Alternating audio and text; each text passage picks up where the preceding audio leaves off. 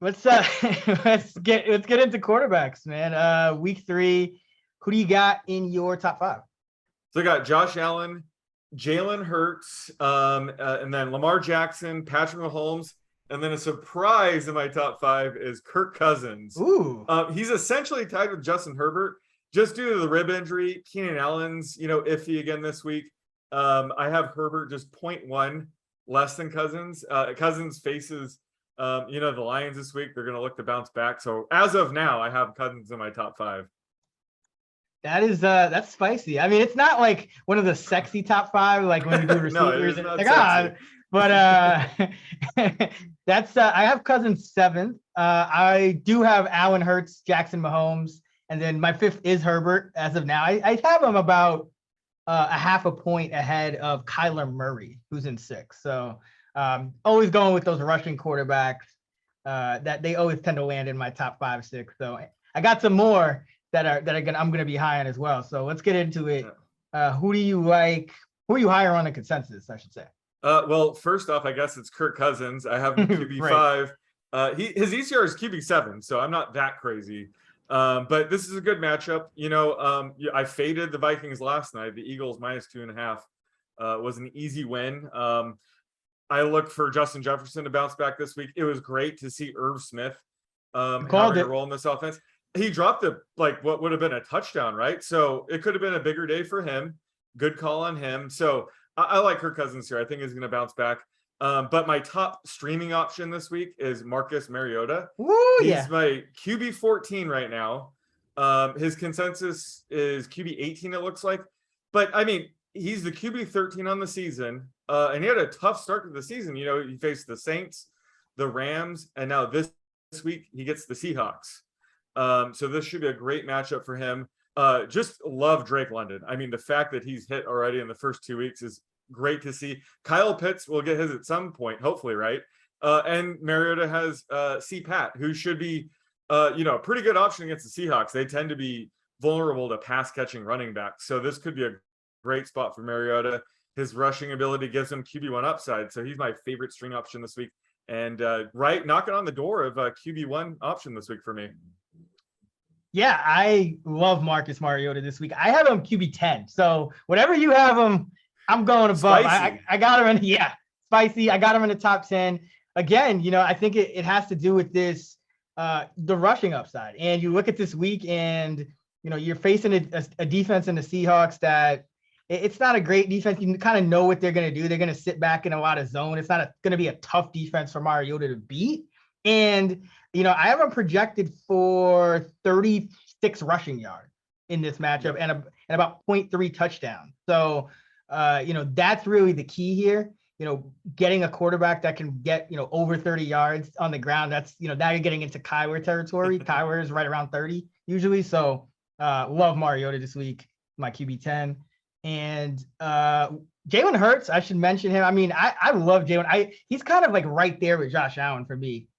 He's almost at QB1. So I think his rushing upside is just insane because the more the sample grows with Jalen Hurts, the more rushing touchdowns he keeps getting, and I keep having to raise his rushing touchdown. So I'm up to about 0.75 rushing touchdowns for Jalen Hurts, which is insane.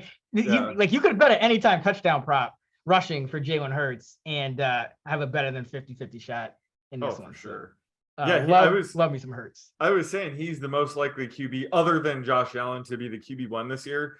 Although Josh Allen looks unstoppable. The Bills kind of remind me of that undefeated season with the Patriots where they're up by 30 points. It doesn't matter. They're still going to air it out, kind of thing. So how many points do you have Jalen Hurts below Josh Allen? That's a better question. That's what I'm getting at. Right now I have about 0.3 separating them, but it really comes down to like before I updated my the data that I use to project like the plays and the pace and that stuff. Hurts was actually my number 1 quarterback. So it's really that close. It's like if I just change the Eagles, like if I bump them down like a couple tenths of if I bump the Bills down a couple tenths of a play, or bump their pass percentage down, or bump whatever, any little change, Hurts could be a number one. Or you start projecting Josh Allen to only play 3 quarters.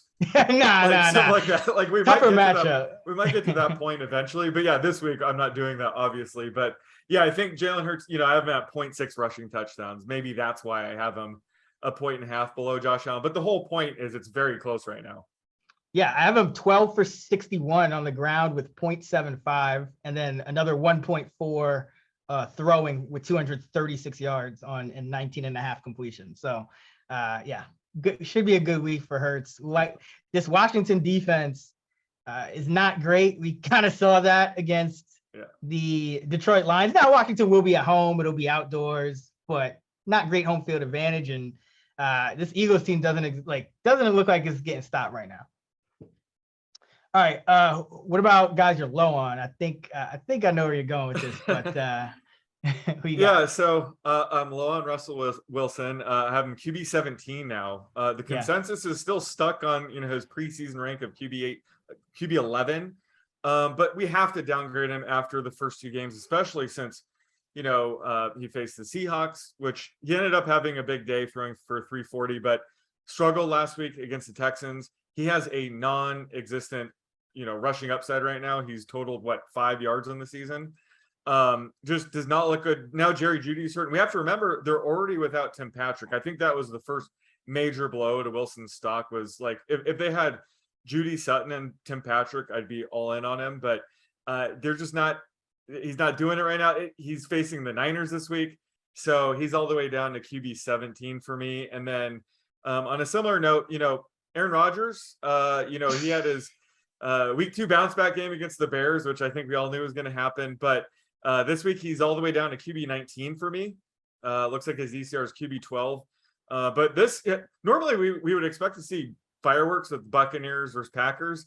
The total right now is 41. I mean, both teams are dealing with wide receiver and offensive line issues. So this could be a defensive sort of run heavy game. So, Rodgers gets a big hit in my model. So yeah, he's, more of a mid-range QB2 this week for me. You're so lucky you get to go before me, because you just taking all my guys. Flip, taking all my guys. I let you get Gabe Davis. Yeah, you did. No, yeah, and I think I know, right? That. But yeah, we could flip. I don't have to. Nah, it's cool. Nah, we're gonna. You're the ranking king. You get first dibs on everything. I don't mind, but I totally agree. Aaron Rodgers, yeah, he's around QB 11, 12 in consensus. I have him QB 23, and but the reason is you mentioned it. I project out the scores. My lines are obviously going to be similar to Vegas's lines, and the Packers in this game, I have them projected for 20 points. Now that's almost unheard of for the Packers. So his touchdown expectation, from his baseline, which you would expect against the league average, it goes way down in this matchup because you're facing this Bucs D on the road, and I've generally had a good feel for Aaron Rodgers just massacre spots. The Niners used to be able to get that 4-man rush, and the Bucs. Those teams, it's just really tough for him, especially without Devontae Adams, because nobody's going to break open quickly.